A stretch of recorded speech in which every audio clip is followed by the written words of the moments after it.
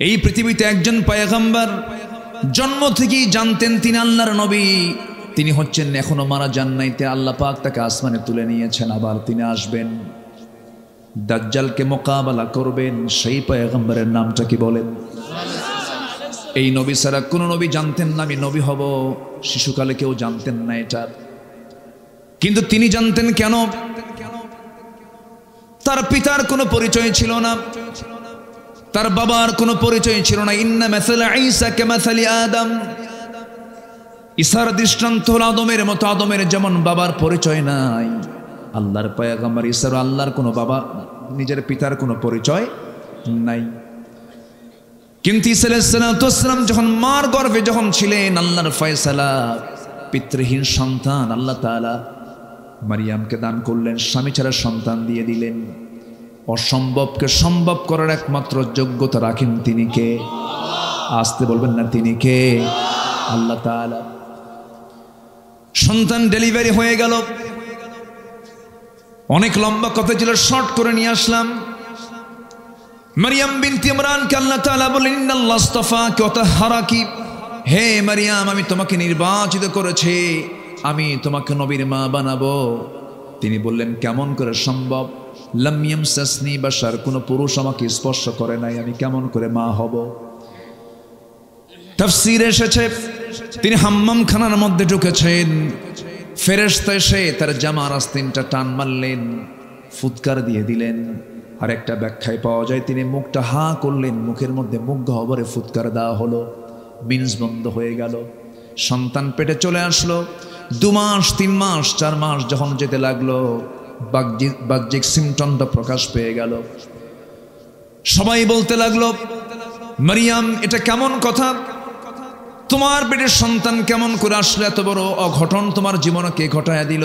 তিনি বললেন, আল্লাহর কসম করে বলি কোন পুরুষ আমাকে স্পর্শ করে না, আল্লাহ তাআলা আমাকে দান করেছেন। কেউ বিশ্বাস করে না। মারতে মারতে সেই বাইতুল আকসার 500 থেকে তাকে ঘাড় ধাক্কা দিয়ে বের করে দেওয়া হলো। সেই মহিলাকে, যে মহিলা আল্লাহ তাআলা এমন সম্মান তাকে দিয়েছেন, একমাত্র নারী পৃথিবীতে, যিনি দুনিয়াতে বসেই তিনি জান্নাতের খাবারগুলো খেয়েছিলেন। সেই মারিয়ামকে আল্লাহ তাআলা এত সম্মান দিয়েছেন। গোটা কোরআন সূরা ফাতিহা থেকে শুরু করে নিয়ে নাস পর্যন্ত যত সূরা, যত আলোচনা আল্লাহ তাআলা কোরআনে করেছেন, বহু নারীর ইতিহাসও টেনেছেন, নবীর নামও নিয়েছেন, কাফেরদের নামও নিয়েছেন, সাহাবীর নামও নিয়েছেন। একজন সাহাবীর নাম হচ্ছে যায়েদ, ফাকালা যাইদুম মিনহা, সাহাবীর নামও নিয়েছেন, নবীর নাম নিয়েছেন, জালিমের নাম নিয়েছেন। কিন্তু গোটা কোরআনে মারিয়াম সারা সরাসরি কোনো নারীর নাম আল্লাহ তাআলা কোরআনে নেন নাই। তিনি কে? মারিয়াম। একটা নামই আছে, সূরার নাম। সূরার নাম কি? মারিয়াম। এই পৃথিবীতে কোন নারী জান্নাতের খাবার দুনিয়াতে বসে খান নাই, তিনি খেয়েছেন কে? আন্না লাকি হাদা ইয়া মারিয়াম ক্বালাত হুয়া মিন ইনদিল্লাহ ইন্নাল্লাহা ইয়ারযুকু মান ইয়াশাউ বিগাইরি হিসাব। আল্লাহ যাকে চান তাকে এরকম করে বেহিসাবি রিজিক দিয়ে দেন। আল্লাহ আমাকে দিয়ে দিয়েছেন। সেই মারিয়ামকে ওরা ধরে মারতে মারতে রক্তাক্ত করে বাইতুল আকসা থেকে, বাইতুল মুকাদ্দাস থেকে তাকে বের করে দেওয়া হলো। রক্তাক্ত হয়ে পড়লেন, যেদিকে চোখ চলে যায় সেই দিকে রওনা দিলেন, বাইলহাম উপত্যকার দিকে রওনা দিলেন। সন্তান ডেলিভারির সময় হয়ে গেল। 10 মাস যখন পূর্ণ হলো, কেউ তার পাশে নাই।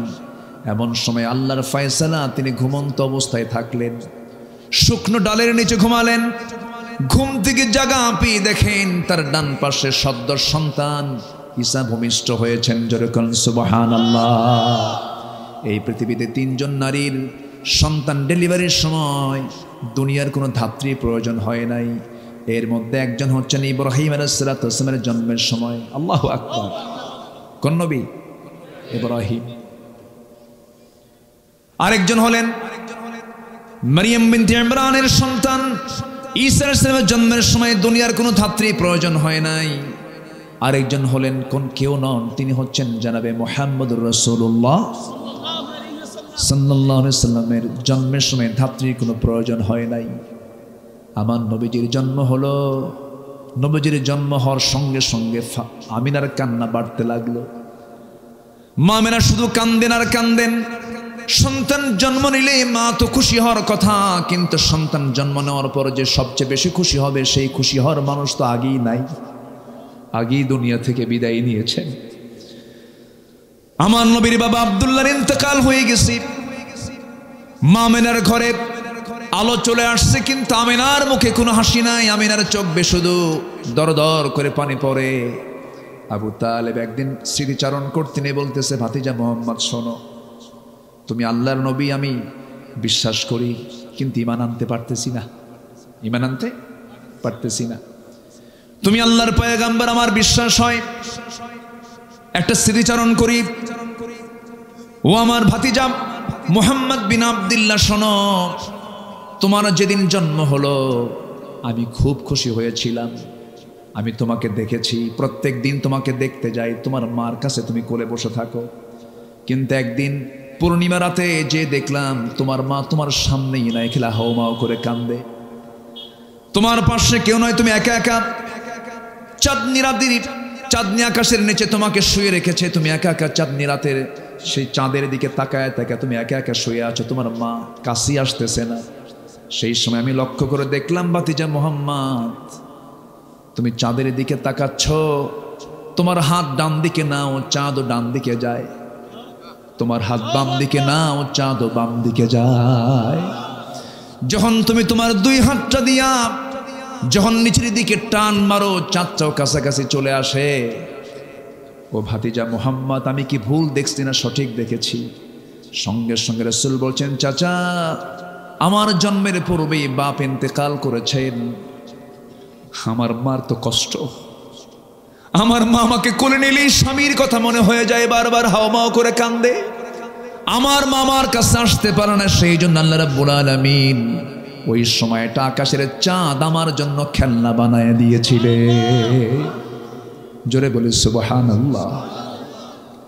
মা আমিনা বলেন, আমার শিশু মোহাম্মদ যখন আমার গর্ভে ছিল, সেই গর্ভে থাকাকালীন আমি যখন কলসি ভরে যখন পানি আনতে যাব, কলসি হাতে নিয়েছি, যখন কূপের ধারে যেতাম দেখতাম উপচে পড়ে কূপের পানিগুলো পড়ে পড়ে যাচ্ছে। আমার দড়ি লাগতো না, টেনে পানি তোলা লাগতো না, উপচে পড়া পানি কূপের উপর দিয়ে সব ভেসে ভেসে পড়তো। মা আমিনা যখন রাস্তা দিয়ে হাঁটতেন, গোটা রাস্তা সুগন্ধে ভরপুর হয়ে যেত। বলো হলো আমিনা, তুমি রাস্তা দিয়ে হাঁটলে পরে সুগন্ধে ভরপুর হয়ে যায়। তার শাশুড়ি অর্থাৎ আমার নবীর দাদি বলতেছিলেন, তুমি যে রাস্তা দিয়ে হাঁটো এরকম সুগন্ধি ইউজ করো কেন, এটা তো উচিত না। মা শোনেন, আমার শিশু মোহাম্মদ যখন গর্ভে আসে, আমার শরীর থেকে সুন্দর সুঘ্রাণ শুরু হয়েছিল। সুবহানাল্লাহ। তিনজন নারীর সন্তান ডেলিভারির সময় চুল পরিমাণ তারা কোনো কষ্ট ফিল করেন নাই, তারা টেরই পান নাই। আটা থেকে চুল টান দিলে যেমন টের পাওয়া যায় না, তাদের জন্মের সময় তাদের মারা তেমন কোনো টের পান নাই।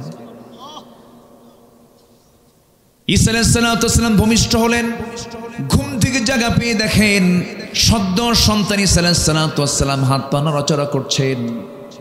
সন্তানকে কোলে নিলেন, আদর করলেন, স্নেহ দিলেন, চুমু দিলেন। গাছের দিকে তাকায় দেখেন শুকনো ডালটা সবুজের শ্যামলে রূপান্তরিত হয়েছে, ফলগুলো টসটসে পাকা পাকা ধরে আছে। ফলগুলো পারলেন, খেলেন, জীবনের শক্তি ফিরে পেলেন। কেউ তার পাশে নাই। দুধ পান করাচ্ছেন। 3টা দিন 3টা রাত চলে গেছে। বলা হলো, মারিয়াম মানুষের মাঝে চলে যাও, বাইতুল আকসায় চলে যাও, তোমাকে যেতে হবে। তিনি বলেন, কেমন করে যাব? আমি কেমন করে জবাব দেব? সবাই তো আমাকে বলবে তুমি তো অসতী নারী, যার সন্তান তুমি সামনে নিয়ে আসছো, কেমন করে জবাব, কেমন করে কি প্রমাণ করব? সঙ্গে সঙ্গে বলা হলো, মারিয়াম কোনো কথা তুমি বলতে যাবে না, তোমাকে শেখায় দিচ্ছি। তোমাকে যখন প্রশ্ন করবে তখন তুমি বলবে, ক্বালাত ইন্নী নাযারতু লিররহমানি সাওমা। তুমি বলে দেবে, আমি একজন রোজাদার, আমি কোনো কথা বলবো না, যা বলার তোমরা আমার সন্তানের সঙ্গে বলো। সন্তানটার বয়স মাত্র কয়দিন? এই পৃথিবীতে দোলনায় থেকে এই পৃথিবীতে দোলনায় থেকে নবজাতক বাচ্চা 3টা কথা বলেছে। কয়জন কথা বলেছে? এর মধ্যে একজনকে বলেন ঈসা আলাইহিস সালাতু ওয়াস সালাম। ঈসা আলাইহিস সালাতু ওয়াস সালাম দোলনায় তিনি কথা বলেছেন। সবাই মিলে যখন মারিয়ামকে যখন চতুর্দিক থেকে ঝেঁকে বসলো, প্রশ্নের বন্যা বয়ে যাচ্ছে। মারিয়াম, তোমার লজ্জা নাই, হায়া নাই, তোমার মধ্যে কোনো শরম টরম কিছু নাই? একটা জারজ সন্তানকে সঙ্গে করে নিয়ে আমাদের মাঝে আবার কেমন করে দেখা করতে আসছো? তিনি কোনো কথা বললেন না। তার ওই সময় রোজাটা ছিল। ক্বালাত ইন্নী নাযারাতু লির-রাহমানি সাওমা, আমি রোজাদার। তার রোজা হলো কথা না বলা। তার রোজা হলো কি? কথা না বলা। কথা না বলার রোজা আছে না নাই বলেন?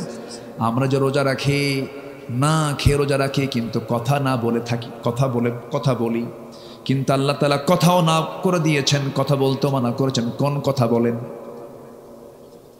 রোজা রেখে কি কথা বলতে মানা করেছেন? বাজে কথা। সে লোকে রোজা রাখার কোনো প্রয়োজন নাই। মাল্লাম ইয়াদা কাওলা যুর ওয়াল আমালা বিহি ফালাইসা লিল্লাহি হাজাতুন ফি আন ইয়াদা তুআমাহ ওয়া শারাবাহ।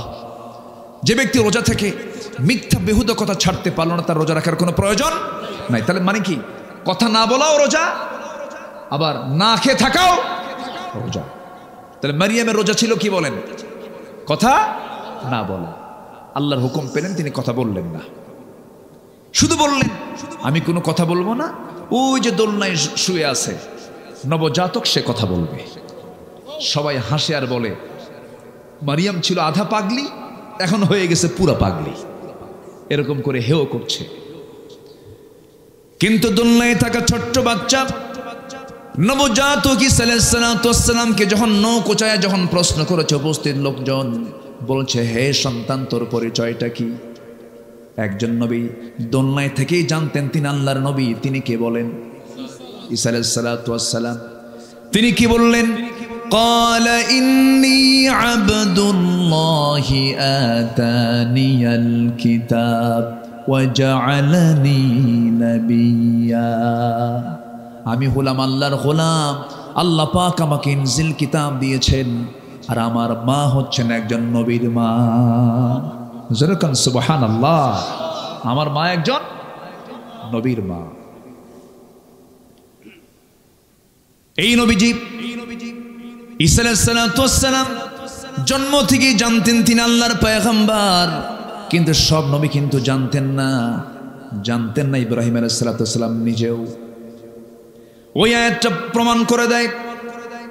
তিনি যখন সূর্যের দিকে তাকালেন, নবুয়ত যখন পান নাই, তখন তিনি সূর্যকে দেখে বলছেন ফালাম্মা রাআ আশ-শামসা বাযিগাতান ক্বালা হাযা রাব্বি হাযা আকবার ফালাম্মা আফালাত ক্বালা ইয়া কওমি ইন্নী বারীউম মিম্মা তুশরিকুন। জোরে বলুন আল্লাহু আকবার। সূরাতুল আনআম আয়াত নম্বর ৭৮। যখন তিনি সূর্যকে দেখলেন, সূর্য দেখে বলেন এত বড় একটা সৃষ্টি, এটাই বুঝে আমার রব, এটাই তো সবচাইতে বড়। কিন্তু যখন এটা অস্তমিত হয়ে গেল, তখন তিনি বললেন না, আমার রব তো অস্তমিত হওয়ার কথা নয়। আমি সম্পূর্ণ শিরক থেকে নিজেকে মুক্ত রাখলাম। জোরে বলি আল্লাহু আকবার। আমার ভাইয়েরা,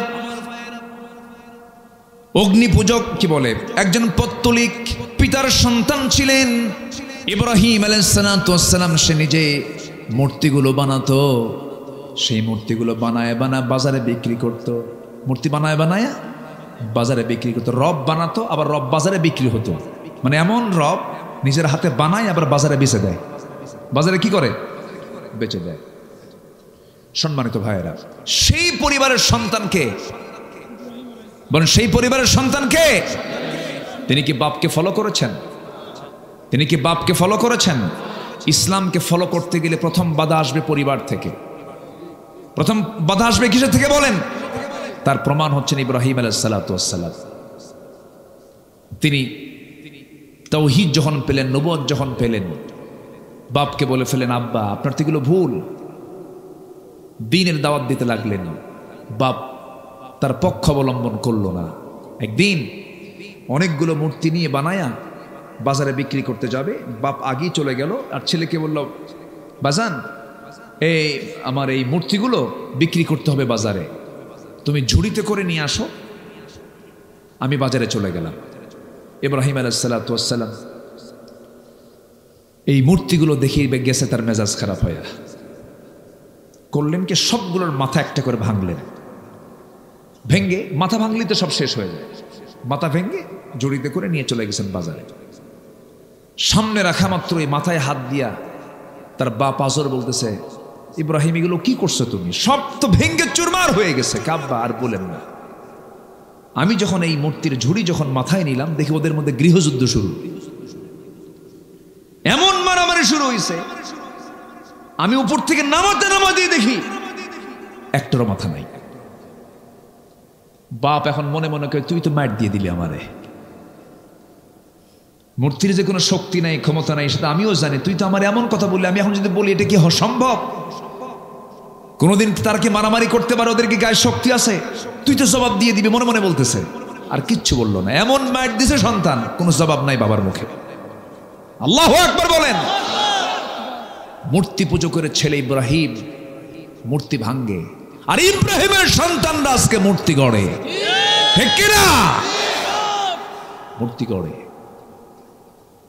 আমার রাসূল তিনি একদিন বলেছেন, একটা বর্ণনায় আসছে, হাদিসে আসছে, বুইসতু কাসরাতিল আসনাম, আমি পৃথিবীতে আবির্ভূত হয়েছি মূর্তিগুলোকে ভাঙ্গার জন্য।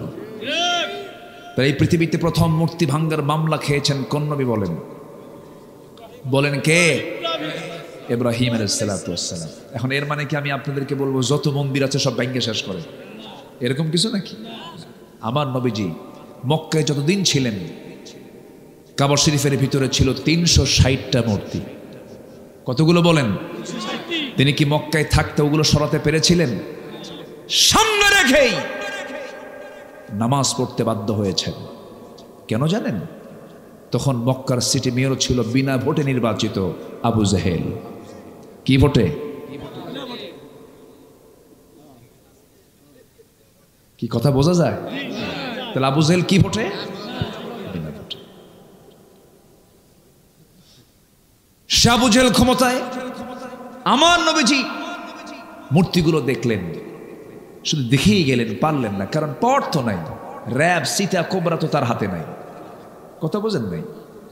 আমার নবীজি একদিন মনে মনে ভাবলেন যে আমি একটু ভিতরে যাব, কাবার ভিতরে যাব, কিন্তু কাবার চাবিটা ওসমান বিন তালহার হাতে। ওসমান বিন তালহার হাতে। আমার নবী কিন্তু ছোটখাটো পরিবারের সদস্য ছিলেন না। কাবা শরীফ ভাঙতে আসছিল সম্রাট আব্রাহা, সূরাতুল ফিলের ঘটনা ভাঙতে আসছিল।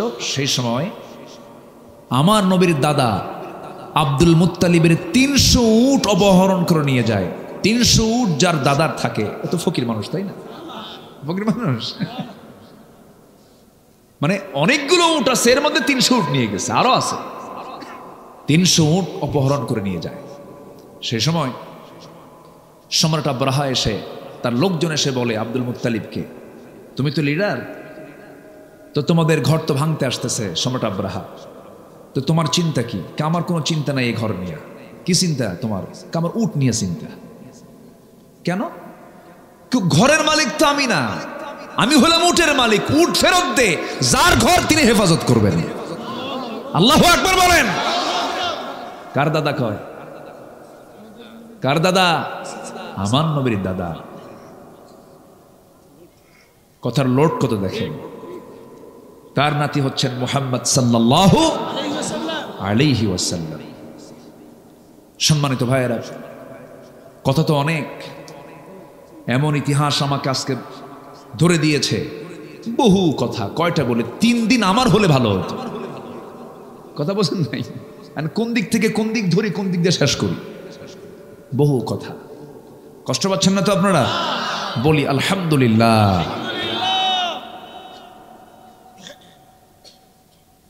ইব্রাহিম আলাইহিস সালাতু ওয়াস সালাম তিনি জীবনে 3টা হিকমতপূর্ণ কথা বলেছেন। কয়টা? 3টা হিকমতপূর্ণ কথা বলেছেন। মাঝে মাঝে তিনি কাঁদতেন, আহারে এরকম প্যাঁচ খাটায় আমি কথা বললাম কেন? আমার বন্ধুগণ, আল্লাহ রাব্বুল আলামিন ইব্রাহিম আলাইহিস সালাতু ওয়াস সালামকে এত সম্মান দিয়েছেন, এত মর্যাদা দিয়েছেন, এত তাকে দাম দিয়েছেন। আল্লাহ রাব্বুল আলামিন তাকে একটা দুইটা পরীক্ষা করেন নাই, প্রত্যেকটা পরীক্ষায় তিনি ইব্রাহিমের মুখ থেকে চুল পরিমাণ কখনো নাশকর পান নাই। জোরে কোন সুবহানাল্লাহ। আল্লাহ রাব্বুল আলামিন এই জন্য তার সম্মান বিশ্ববাসীর সামনে উচ্চকিত করেছেন। সূরাতুল হজের শেষ নম্বর আয়াতে আল্লাহ রাব্বুল আলামিন বলছেন, ইমানদারকে ডাক দিয়ে বলছেন, আগে ইয়া আইয়ুহাল্লাযীনা আমানু দিয়ে সম্বোধন করে আল্লাহ তাআলা ওয়াজ শুরু করেছেন। লাস্ট আয়াতে বলছেন, ওয়াজাহিদু ফিল্লাহি হাক্কা জিহাদিহি হুয়া জাতাবাকুম ওয়া মা জাআলা আলাইকুম ফিদ্দীনি মিন হারাজ মিল্লাতা আবিকুম ইব্রাহিম হুয়া সাম্মাকুমুল মুসলিমিন। জোরে বলুন আল্লাহু আকবার। আল্লাহ বলছেন, তোমরা জিহাদের মতো জিহাদ করো। তিনি তোমাদেরকে নির্বাচিত করেছেন এবং তোমাদের জন্য দ্বীনকে তোমাদের জন্য বোঝা করেন নাই, কষ্টকর করে দেন নাই, তোমাদের জন্য এটাকে কঠিন করে দেন নাই। আর জেনে রেখে দিও, তোমাদের সবার জাতির পিতা কিন্তু কেউ নন, তিনি হচ্ছেন ইব্রাহিম আলাইহিস সালাতু ওয়াস সালাম। জোরে কোন সুবহানাল্লাহ। এবং তিনি নিজেও পরিচয় দিয়েছেন তিনি ছিলেন মুসলমান। আমরাও কি বলেন? আরো জোরে আমরা কি বলেন? মুসলমান। গোটা পৃথিবীতে আজকে প্রায় 200 কোটি মুসলমান। মূল পরিচয় যদি মুসলমানকে যদি লালন করে, কোনো প্রকার দ্বন্দ্ব না রেখে, ওয়াহাবি সুন্নি আর কি আছে, কত কি আছে, নাম না বলি আর, এই সমস্ত গ্রুপিং না করে যদি আজকে মুসলমান যদি একটা প্ল্যাটফর্মে আসতো, গোটা পৃথিবীর বাতিল শক্তি সব সাগরে হাবুডুবু খেত। ঠিক কিনা? সব হাবুডুবু খেত। কিন্তু ফেরকা আমাদেরকে শেষ করে দিল। ইব্রাহিম তিনি মূর্তি ভাঙ্গেন আর আমরা মূর্তির পক্ষে কথা বলি। ঠিক কিনা? যদি কোথাও ডিসপ্লে করা, কোনো মূর্তিকে সাজানো, হ্যাঙ্গিং করা, কোনো ছবিকে হ্যাঙ্গিং করা, এরকম যদি কোনো সাজানো, যদি এটা যদি ইসলাম সম্মতই হতো, পৃথিবীর সবচাইতে বড় স্ট্যাচু নির্মাণ হতো আমার নবীর স্ট্যাচু। আছে? আমার নবীর কোন স্ট্যাচু আছে? নাই। আর কি প্রমাণ চাবেন আপনি?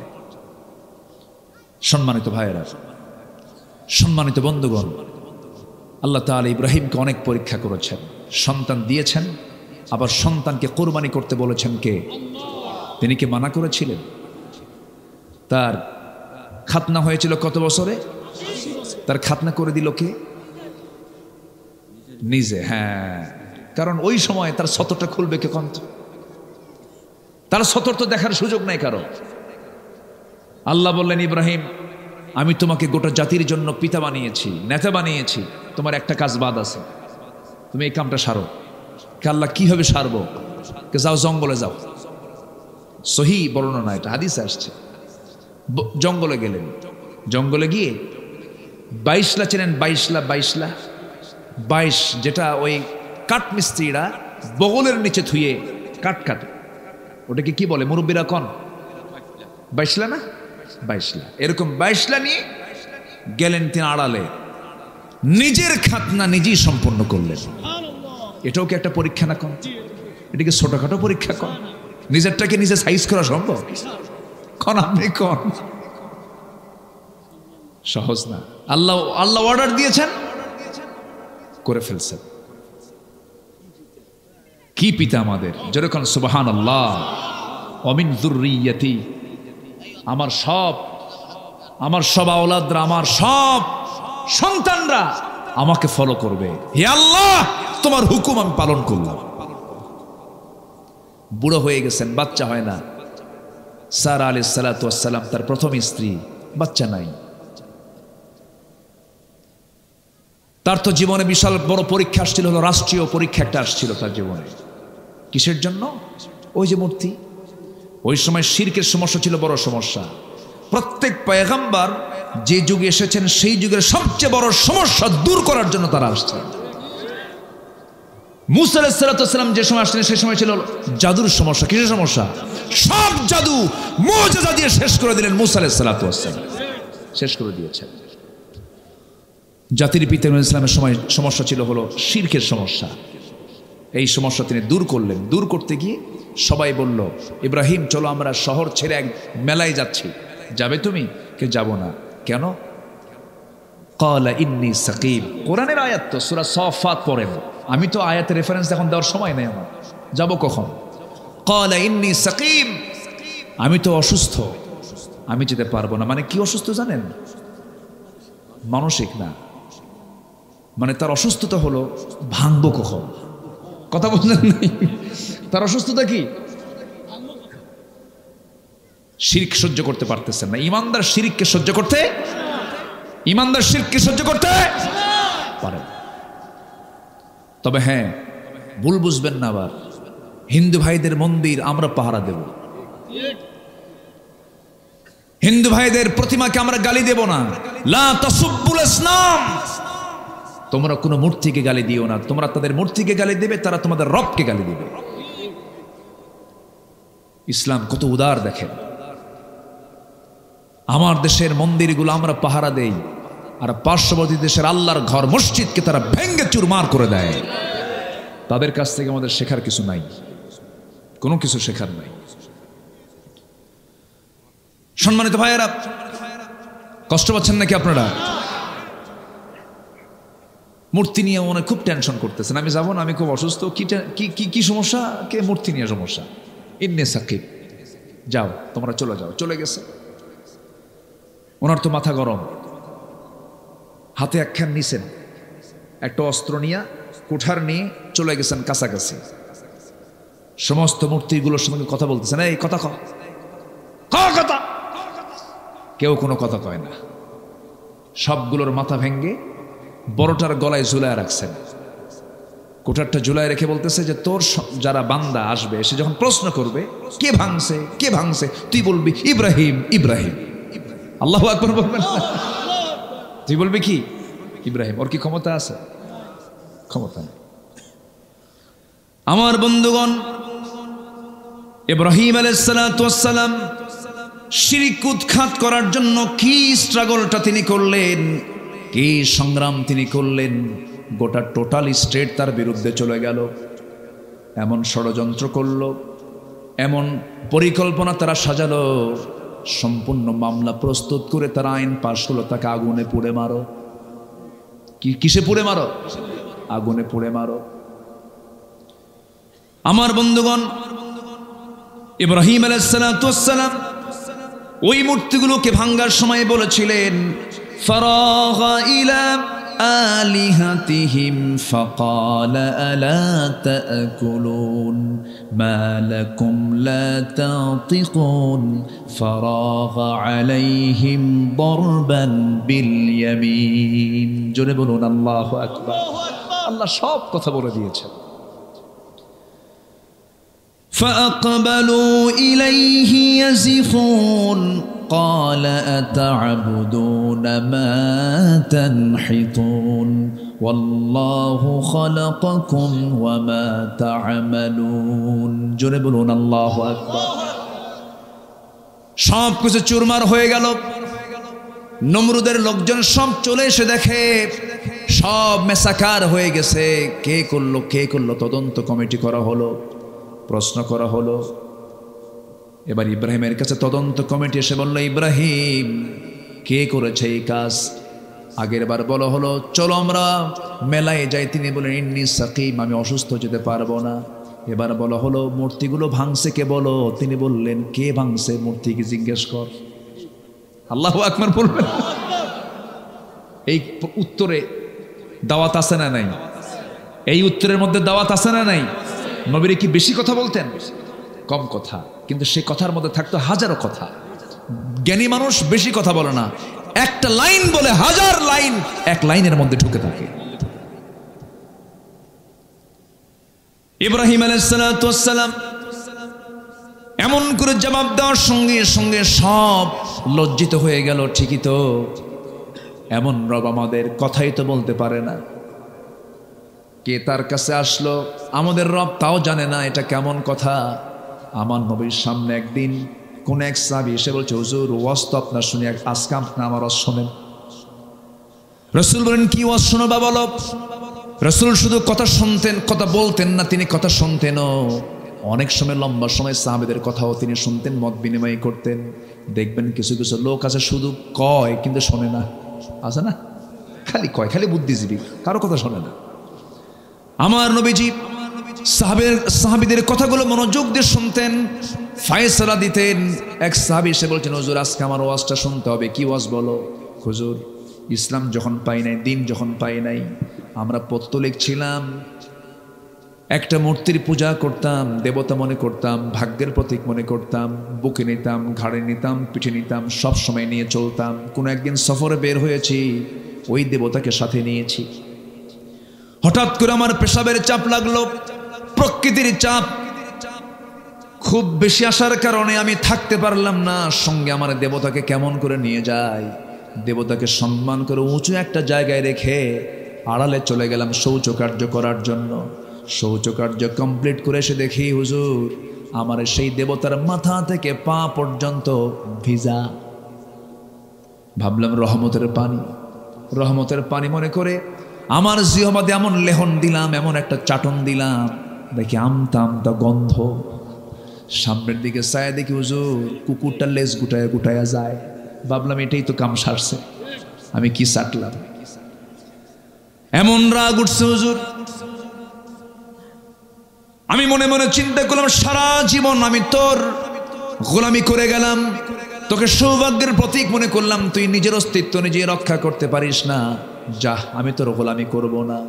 এমন একটা আসার মানলাম, এক আসারে ভেঙ্গে চুরমার করে আপনার কাছে এসে আমি এমন রবের সন্ধান পেয়েছি যে রবটা হলেন তাবারাকাল্লাযী বিয়াদিহিল মুলকু ওয়া হুয়া আলা কুল্লি শাইইন কাদির। আমার নবীজি কথাগুলো শুনতেছিলেন, মুস্কি মুস্কি হাসি মারলেন, আর সাহাবা একরাম একটা আওয়াজ দিয়ে হাসলেন, জোরে বলেন সুবহানাল্লাহ। আমার বন্ধুগণ, ভুল বোঝা যাবে না। আবার ঝড়ের রাতে একটা পাখি যেমন তার বাচ্চাগুলোকে তার দুই ডানার মধ্যে সমস্ত ঝড় থেকে বাঁচানোর জন্য চেষ্টা করে, একটা মুসলিম রাষ্ট্রে মুসলিম জনপদে অন্য ধর্মের মানুষ ঝড়ের রাতে পাখির ছানাগুলোকে যেমন পাখি আগলে রাখে, মুসলমানদের দায়িত্ব হলো অন্য ধর্মের মানুষকে এমনই করে আগলে রাখা। আলহামদুলিল্লাহ বলেন। ভুল বোঝা যাবে না। আমার বক্তৃতাকে আবার কাটিং করবেন না, উল্টাপাল্টা করবেন না, এগুলি স্পর্শকাতর কথা। ইব্রাহিম আলাইহিস সালাতু ওয়াস সালাম যখন স্ট্রেট কথা বলে দিলেন, তারা লজ্জিত হলো, কিন্তু অন্যদিকে তারা আইন পাশ করে ফেললো। তারা বলল, নিঃসন্দেহে এটা ইব্রাহিমের কাজ, ওকে ধরো। ধরা হলো, বলা হলো কি করা যায়। নমরুদের পার্লামেন্টে পাশ হলো, গোটা দেশের জনগণকে সব হাজির করে সবার চোখের সামনে ইব্রাহিমকে আমরা আগুনে ফেলে দেব। জোরে কর নাউযুবিল্লাহ। তাহলে দ্বীনের দাওয়াত দিতে গেলে নবীদেরকে আগুনে ঢুকতে হয়, দ্বীনের দাওয়াত দিতে গেলে দেশ ছাড়তে হয়, ঈমানকে রক্ষা করতে গেলে ফাঁসির মঞ্চে যেতে হয়। ইমাম ইবনে তাইমিয়া রাহিমাহুল্লাহ দামেস্কের জেলখানায় তাকে জেলবন্দি করে রেখেছে। সেই দামেস্কের জেল সুপার কান্দে আর কয়, হুজুর আমরা হুকুমের গোলাম, কোনো খেদমত করতে পারছি না, আমাদেরকে মাফ করে দিয়েন। বলতেছে ইমাম ইবনে তাইমিয়া, হুজুর কিয়ামতের দিন কি আমাদের কোনো জবাব দিতে হবে আল্লাহর কাছে? এই যে আমরা হুকুমের গোলাম, বাধ্য হচ্ছি, কি করব এখন? ইমাম ইবনে তাইমিয়া বললেন, জেল সুপার শোনো, তোমাদের মতো ব্যক্তির কারণে জালিমরা জুলুম করার সুযোগ পায়। যুবকরা, তুমি একজন বাংলাদেশ, তুমি একজন একা একজন বাংলাদেশ। তোমাকে ভাবতে হবে, তোমাকে চিন্তা করতে হবে, তুমি ইব্রাহিমের সন্তান। তোমাকে ভাবতে হবে তুমি রাসূলের উম্মাহ। তোমাকে ভাবতে হবে, তোমাকে চিন্তা করতে হবে, তোমাকে এগিয়ে আসতে হবে। সকল শিরিক বিদাতের বিরুদ্ধে সংগ্রামে ঝাঁপিয়ে পড়তে হবে। বাতিল শক্তির কাছে মাথা নত করব না আমরা। রাজি আছেন কারা কারা? হাত উঁচু করে দেখান মুসলমান।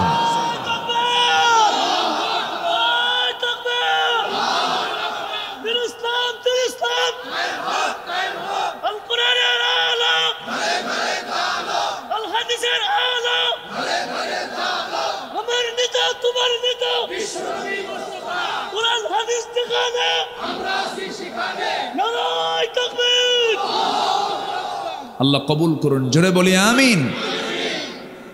বিবাহ পূর্ব কোনো রিলেশন করবা না, আকাম কুকাম করবা না, লস প্রজেক্ট এগুলো যা করবা সুরিয়ার ফিতেওয়ালার লাভ, সব লস, এগুলো করতে যাবা না। এরপর খারাপ বন্ধু নির্বাচন করবা না, ভালো বন্ধুর সঙ্গে চলবা। মাস্টারবেশন করবা না, বাপ হওয়ার যোগ্যতা হারিয়ে ফেলবে।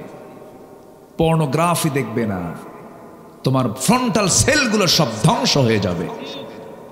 তোমাকে ধ্বংস করার জন্য প্রযুক্তি প্রস্তুত হয়ে আছে, ডিভাইস প্রস্তুত হয়ে আছে, তোমাকে ধ্বংসের দিকে নিয়ে যাচ্ছে।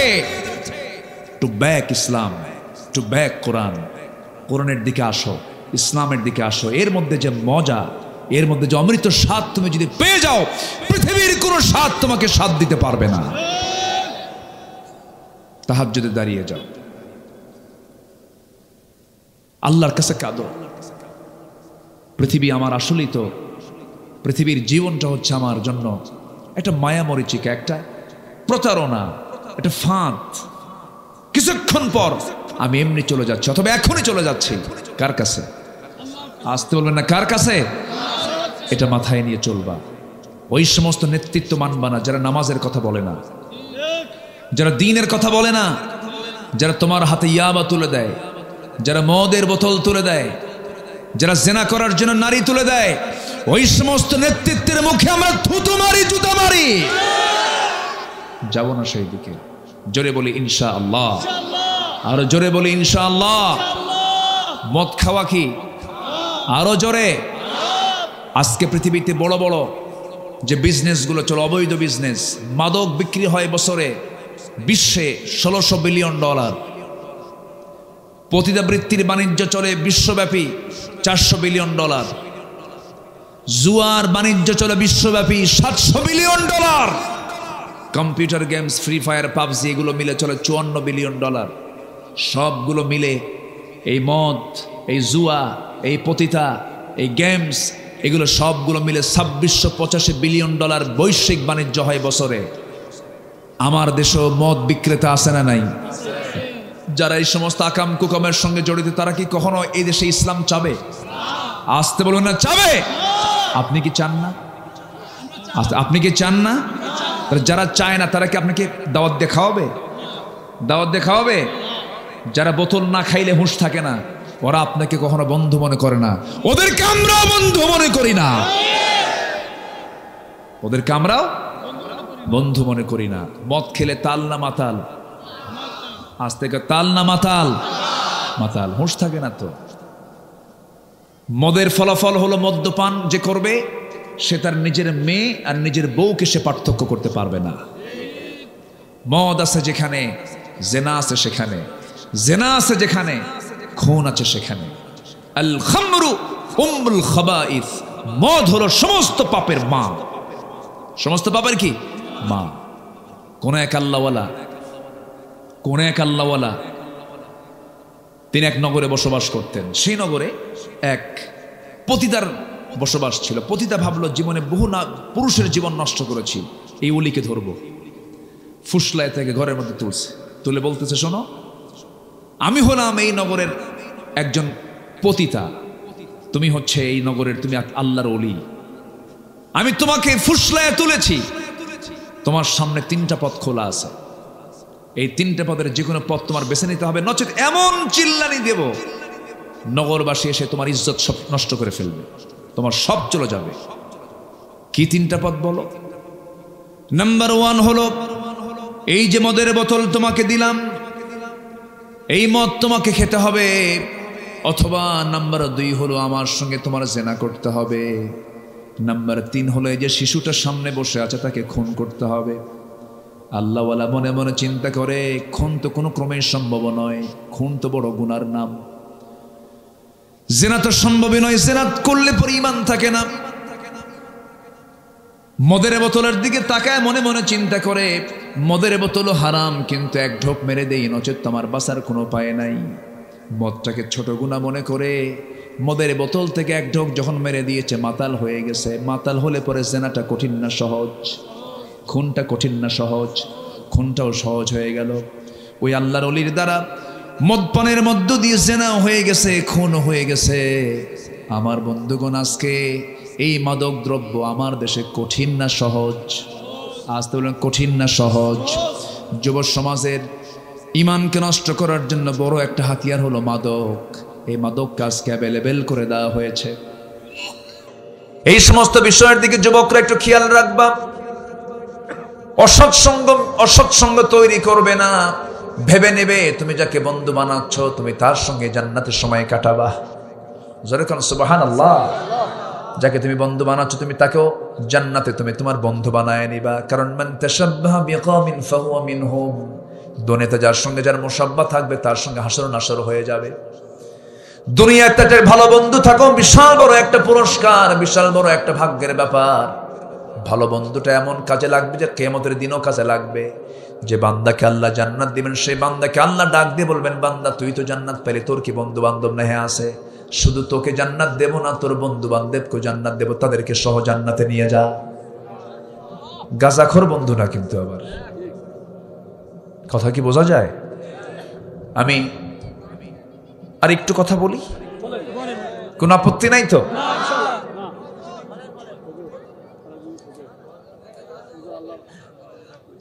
কোন আপত্তি নাই তো আপনাদের? বলি আলহামদুলিল্লাহ। একটু থাকেন। জি, ইব্রাহিম আলাইহিস সালাতু ওয়াস সালাম ফজর পড়ে যাবেন। দেখছো কি সাহসে বাবা। তো ঠিক আছে, ফজর পর্যন্ত আপনারা থাকেন, আমি যাই। ও আমি সহ অনেক ভালো মানুষ আপনারা। বলি আলহামদুলিল্লাহ। ইব্রাহিম আলাইহিস সালাতু ওয়াস সালাম রাষ্ট্রীয় ষড়যন্ত্রের শিকার হলেন। শেষ পর্যন্ত তাকে পরীক্ষায় পড়তে হলো চূড়ান্তভাবে। সিদ্ধান্ত পাকাপোক্ত হয়ে গেছে, আগুনে ফেলবে। কে আগুনে ফেলতে পারে না? নমরুদ করলো কি? শয়তানের পরামর্শ নিয়ে চতুর্দিকে জেনার কাজ শুরু করে দিল। কিসের কাজ বলেন? জেনার কাজ শুরু করে দিল। এরপর চরকিতে হাত দেবে কে? কেউ ফেলতে পারে না।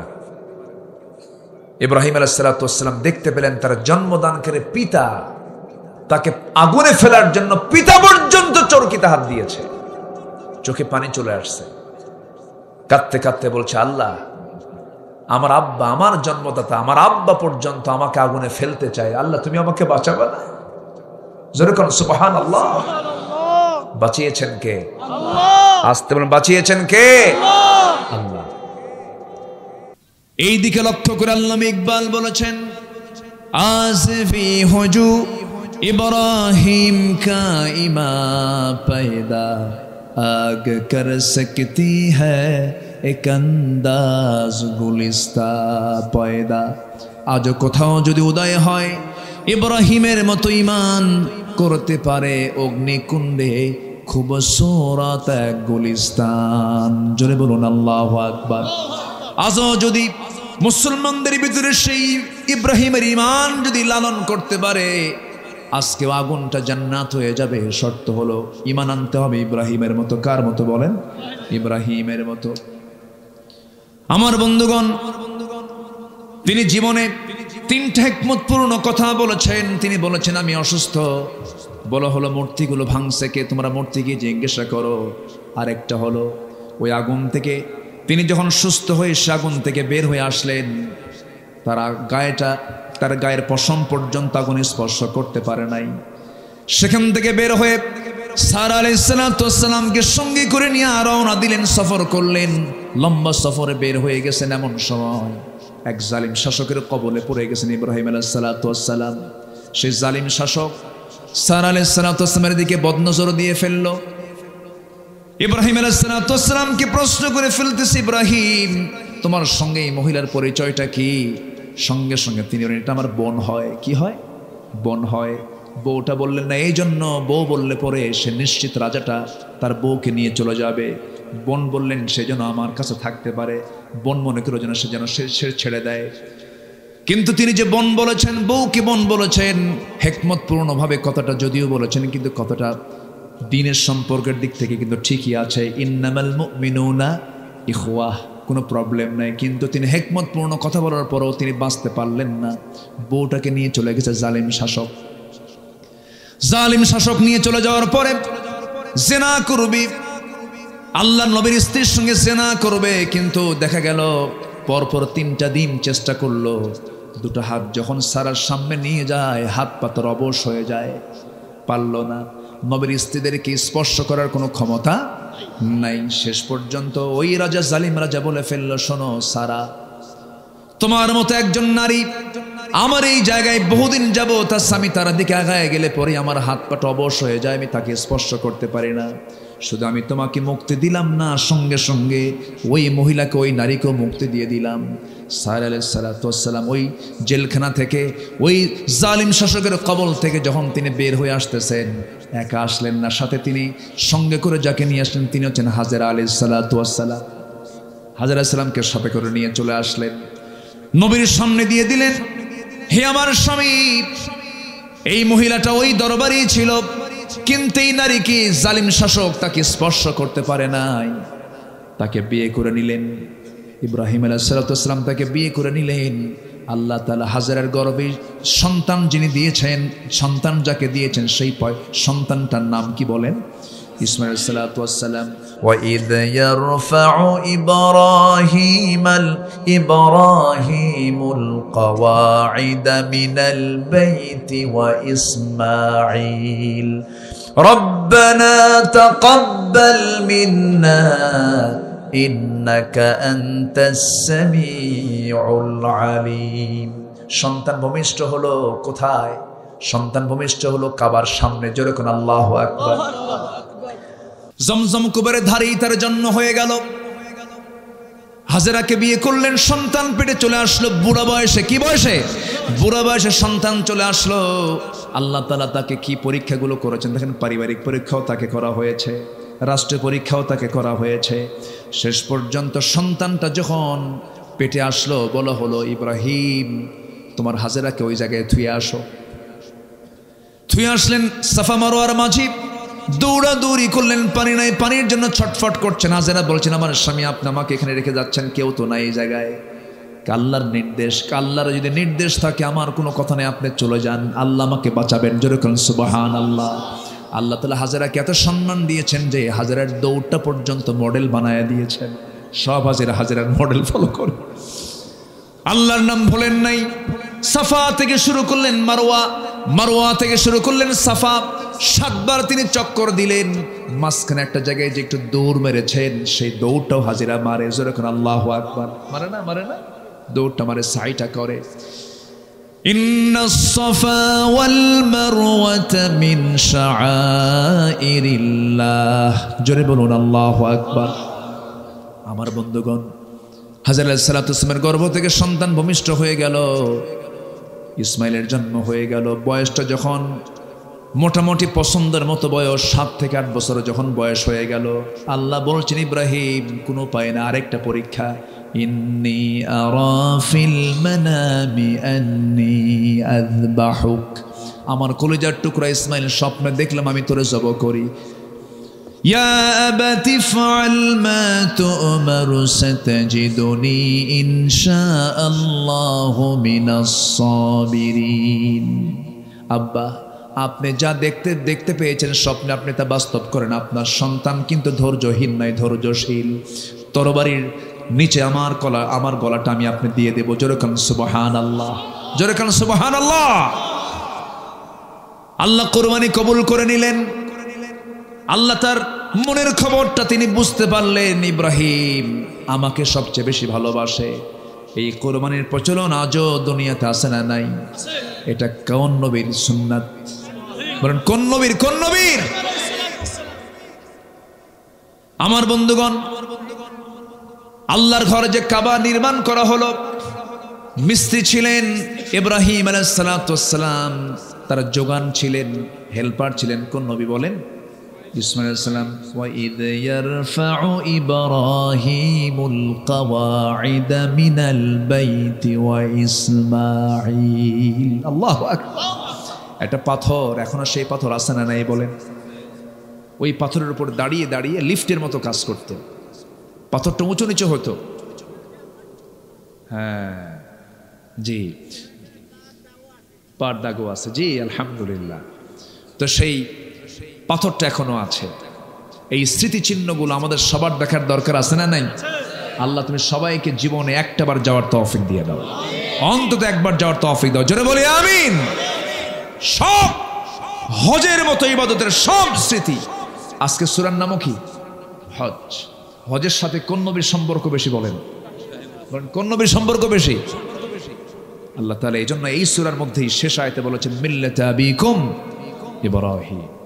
আসুন সেই ইব্রাহিমের স্মৃতিকে আমরা লালন করি, তার ঈমানকে আমরা লালন করি, তার সুন্নাহকে আমরা ফলো করি। তিনি কি বলেছেন? শেষ পর্যন্ত সূর্য যখন অস্তমিত হয়ে যায়, বলে না এটা আমার রব নয়। তিনি ঘুরে দাঁড়িয়ে কি বললেন? সবাই আমরা বলি, আওয়াজ দিয়ে বলি, ইন্নী ওয়াজ্জাহতু ওয়াজহিয়া লিল্লাযী ফাতারাস সামাওয়াতি ওয়াল আরদা হানিফা ওয়ামা আনা মিনাল মুশরিকিন লা শারীকা লাহু ওয়া বিযালিকা উমিরতু ওয়া আনা আউয়ালুল মুসলিমিন। জোরে বলুন আল্লাহু আকবার। আয়াত ঠিক আছে না? হ্যাঁ ঠিক আছে। তো সম্মানিত ভাইয়েরা, তিনি কি বললেন? কোন দিকে আমার চেহারা ঘুরাবো না। আমি চেহারা ঘুরাবো কার দিকে? বলেন কার দিকে? রবের দিকে। এবং কোন শিরকের কাজে আমি অংশগ্রহণ করব না। শিরক থেকে আমি নিজেকে মুক্ত রাখলাম। আসুন সেই পিতা ইব্রাহিম আলাইহিস সালাতু ওয়াস সালামের আনিত সুন্নাহগুলোকে, তার আদর্শকে আমরা লালন করি, তার চেতনাকে আমরা লালন করি, সমস্ত কুফুর থেকে, শিরিক থেকে নিজেকে মুক্ত রাখার চেষ্টা করি। আল্লাহ তাআলা সেই তৌফিক সবাইকে দান করুন। আমরা সবাই নামাজ পড়ি তো নাকি? নামাজ কয় ওয়াক্ত বলেন তো? 5 ওয়াক্ত নামাজ পড়তে রাজি আছেন কারা? একটু হাত তুলে দেখেন তো। জোরে বলি ইয়া আল্লাহ, আমাদেরকে 5 ওয়াক্ত সালাত আদায় করার তৌফিক তুমি আল্লাহ দিয়ে দাও। জোরে বলি আমিন। আরো জোরে আমিন। হাত নামান। সম্মানিত ভাইয়েরা, মন তো চায় কথা বলি, রাতও হয়েছে অনেক, আর শেষ ক্লাসটা নেওয়া একটু কঠিন। আমরা যখন ছোটবেলায় যখন পড়তাম শেষ ক্লাস, প্রথম ক্লাস খুব মজা লাগে। শেষ ক্লাসের যখন স্যার ঢুকতো মনে হতো স্যার যাবে কখন, এরকম মনে হতো। শেষ ক্লাসটা নেওয়া একটু কঠিন। তো যাই হোক, আল্লাহ তাআলা যতটুকু সুযোগ দিয়েছেন বলেছি আমরা আমল করব। জোরে বলি ইনশাআল্লাহ। সবার কাছে আমি দোয়া চাই, সবাইকে আমার জন্য দোয়া করবেন না? আমিও দোয়া। আমার রবিউল ভাই কোথায়? পিছিয়ে পিছিয়ে থাকে কেন? আসেন। সম্মানিত ভাইয়েরা, এই ভাইটা এই মাহফিলের শুরু থেকে আজ পর্যন্ত কি স্ট্রাগল করে এই মাহফিলটা তিনি চালিয়ে যাচ্ছেন। আল্লাহ তুমি তাকে যোগ্যতার সাথে এই মাহফিলকে প্রতি বছর পরিচালনা করার তৌফিক তুমি আল্লাহ তাকে দিয়ে দাও। জোরে বলি আমিন। ওঠেন কেন? দোয়া করবেন না? দোয়া ছাড়া কি হয় বলেন তো? একটু বসেন, একটু বসেন, একটু বসেন। আমি জানি আপনার কষ্ট হচ্ছে, কিন্তু একটু কষ্ট করি, দোয়াটা আমরা করে যাই। আরেকটা ঘোষণা আমি আপনাদেরকে দিতে চাই, সেটা হলো, আমি বেশি লম্বা বলবো না, বেশি কিছু। একদিন আমরা সবকিছুর অনুকূল পরিবেশ ফিরে পাবো। আগামীকালকের মাহফিল, যেটা শেষ রজনীর যে মাহফিল, কোনো একটা কারণে, আমি কারণটা আমি ব্যাখ্যা দিতে চাচ্ছি না। আকলমন্দ ইশারা বাসাত, সচেতন ব্যক্তির জন্য ইঙ্গিতটাই যথেষ্ট। আমি লম্বা কোনো ব্যাখ্যা না, এবং আপনি কোনো কারণ জিজ্ঞাসাও দরকার নাই। বুঝে নেন, সময় আসবে। আমার নবীজি 13 বছর মক্কার কাবার ভিতরে মূর্তি রেখেই তিনি সেজদা দিয়েছেন। যখন সময় হয়েছে সরিয়ে ফেলেছেন, ঠিক কিনা? আগামীকালকের মাহফিল কোন একটা কারণে, অনিবার্য কারণে স্থগিত করা হয়েছে। আগামীতে আবারও যদি সুন্দর পরিবেশ আমরা ফেরত যদি পাই, আগামীতে আবার আমরা মাহফিলের সৌন্দর্য ফিরে আনার জন্য, আমি তো মনে করি শেষ দিনের মাহফিলটা হলো একটা আলাদা সৌন্দর্য। যাই হোক, হয়তো আল্লাহ এর মধ্যে কোনো একটা কল্যাণ রেখে দিয়েছেন, নিহিত আছে, কোনো টেনশন নয়। আমার বিশ্বাস আগামীর সূর্য হবে ইসলামের সূর্য। জোরে বলি ইনশাআল্লাহ। খুব বেশি দিন সময় নেই, এই দিন আসবে, এই দিন আসবে, এই দিন আসবে। জোরে বলি ইনশাআল্লাহ। এই আশাবাদ কামনা করে আজকের মাহফিলের দোয়ার মধ্য দিয়ে এই বছরের গোল্ডেন টাচ মাহফিলের সমাপ্তির দিকে আমরা চলে যাচ্ছি। আমরা যে যেখানে আছি সবাই আমরা বসে চাইব কার কাছে? স্ব পিতামাতা, আত্মীয় স্বজন, আকরিবা, আশপাশের যত মাইয়াত শুয়ে আছেন সবার জন্য আমরা দোয়া করব। আসুন আমরা সোজা এখন দোয়ার দিকে যাচ্ছি, যে আমরা সবাই বলে সুবহানাকাল্লাহুম্মা ওয়া বিহামদিকা আশহাদু আল্লা ইলাহা ইল্লা আনতা আস্তাগফিরুকা ওয়া আতুবু ইলাইকা। চিৎকার মেরে বলে, ইয়া আল্লাহ, আমার জীবনের সাগীরা কাবীরা, ছোট বড় সব গুনাহ তুমি আল্লাহ মাফ করে দাও। জোরে বলুন ইয়া রাব্বাল আলামিন। যে আমরা নামাজের মতো করে বসি, আমরা আল্লাহর কাছে চাও। আপনি দোয়া করে দেন। জি, আপনি কিছু বলবেন? আপনি কিছু বলবেন?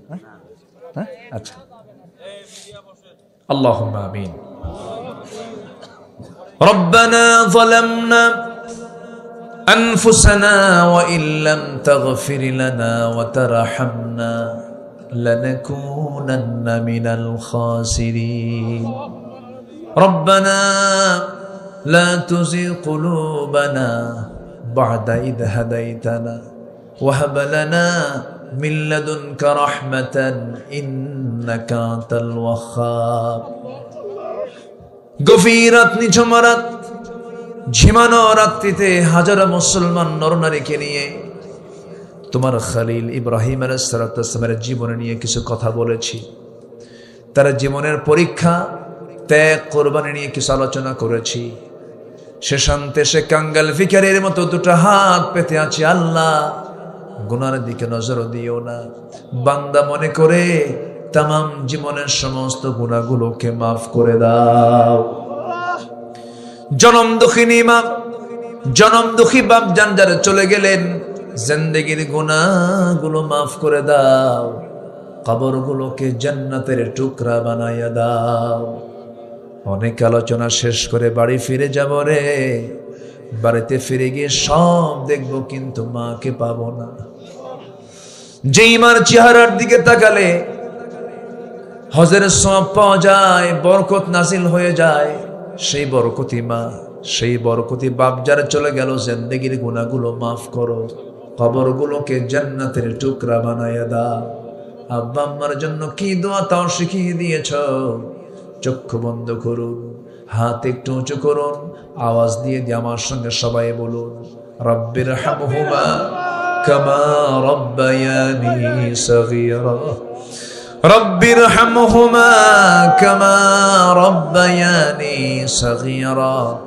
রব্বির হামহুমা কামা রব্বায়ানি সগীরা। আশপাশে কত মাইয়াত শুয়ে আছে আল্লাহ বাঁশবাড়িয়ার মাটিতে। কবর বাসে যত আছে ইমানি হালাত না বিদায় নিয়েছেন, কবরগুলোকে জান্নাতের টুকরা বানাইয়া দাও। আয় আল্লাহ তাআলা, এই মাহফিলটা আয়োজন করতে গিয়ে কত সময়, কত শ্রম, কত কষ্ট স্বীকার করতে হয়েছে। আল্লাহ, যারা আয়োজন করেছেন, যারা পরিশ্রম করেছেন, যারা আসছেন, মেহেরবানি করে মাহফিলটা আমাদের সবার জন্য নাজাতের মাধ্যম তুমি আল্লাহ বানাইয়া দিও। রবিউল ইসলাম একজন ভাগ্যবান মানুষের নাম, তুমি তার খেদমতকে কবুল করে নাও। তুমি তার ব্যবসায় বরকত দিয়ে দাও। সন্তানগুলোকে আল্লাহওয়ালা বানায়া নাও। পরিবারের প্রতি তোমার খাস রহমত নাজিল করো। আয় আল্লাহ তাআলা, এই দুনিয়া ছেড়ে সব বিদায় নিয়ে নেব রে, কেউ তো আমরা কিচ্ছু নিয়ে যেতে পারবো না, তবে তোমার কাছে ফরিয়াদ করে ডান হাতে আমলনামা না আসা পর্যন্ত আমাদের কাউকে মরণ দিবা না। মরবো কোন দিন জানি না রে, মরতেই যখন হবে শহীদ মত কপালে জুটাইয়া দিবে।